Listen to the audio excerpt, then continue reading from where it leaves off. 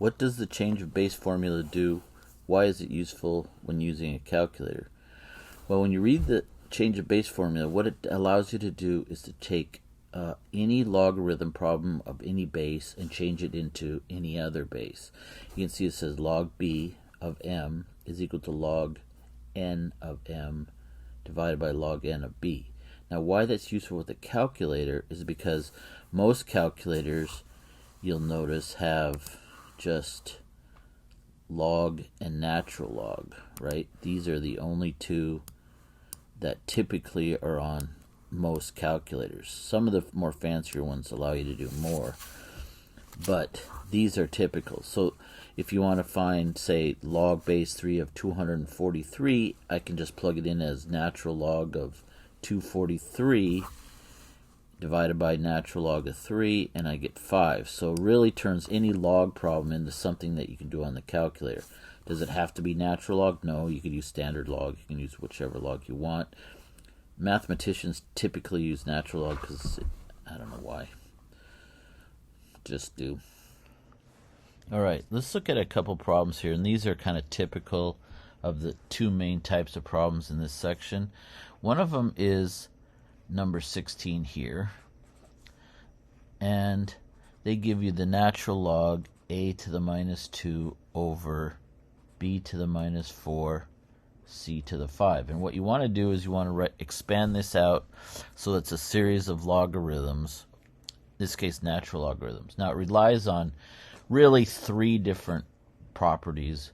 One of them is whatever log base you have of, say, a times b, that would be the log of that base a plus the log of that base b.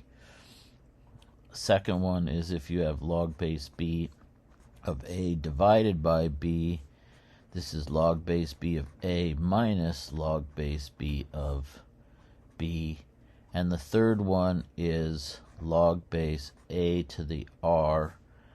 The r can come down in front, and log base b, whatever base it is, log base b of a, like that. So it really relies on those three properties. Now we can make this kind of, do each property separately, which let's do it that way first. So this one, I would have the natural log of, let's say I do the division, so I'd have a minus 2 minus the natural log of b minus 4 c to the a, because this is the top times the bottom. Now this is multiplication, so I'd have natural log of a to the minus 2 minus parentheses natural log of b to the minus 4 plus natural log of c to the 5. So we did this property first, this one second. Now we're going to use this one and bring the exponents out in front. So we have minus 2 ln of a parentheses minus 4 ln of b plus 5 ln of c. And then we can just, simplify it by multiply through by a negative and rearranging it and stuff. So we get minus 2 ln of a plus 4 ln of b minus 5 ln of c. Now that's doing it step by step. Now another way to do this that's really a lot quicker, and now I'll show you a third way, is if I take this same problem, so ln of a minus 2 over b to the minus 4 c to the 5, like this, right? I'm squeezing it in here.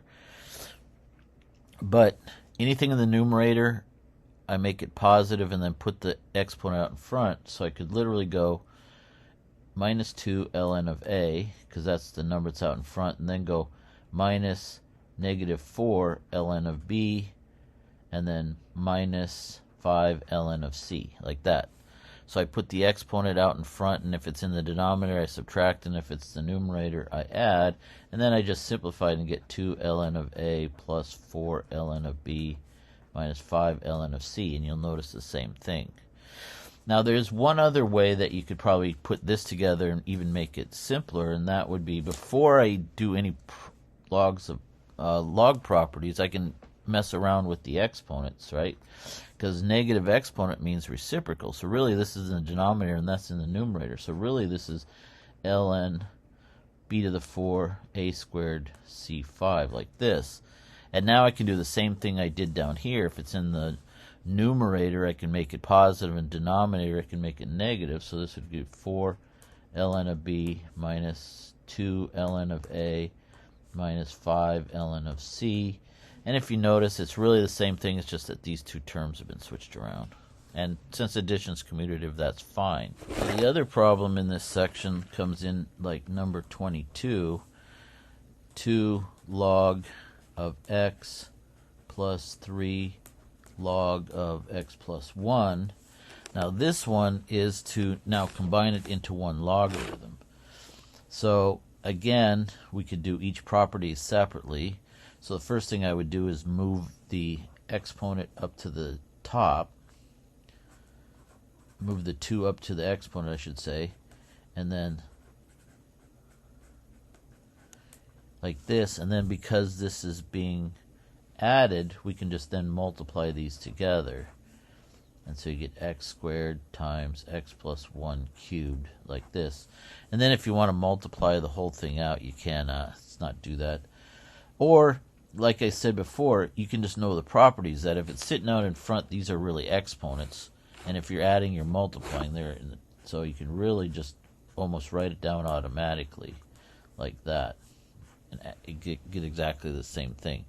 It's just practice. It's not anything special. It's just that you know what it's supposed to be. Now there is one type of problem that could be a little bit different. Now, I'll just make one up here. Let's say that I had something like log of x, 2 log of x plus 6, like this. And if I want to make it one log, instead of just leaving the 6 hanging out there adding, I can actually make it one logarithm. And this relies on, of course, the property that looks like this, which is log base b of b is equal to 1. So if I want to do that, I could put a 1 here because anything times 1 is still itself. So it's just a matter of how I write the 1. So if I write it as log,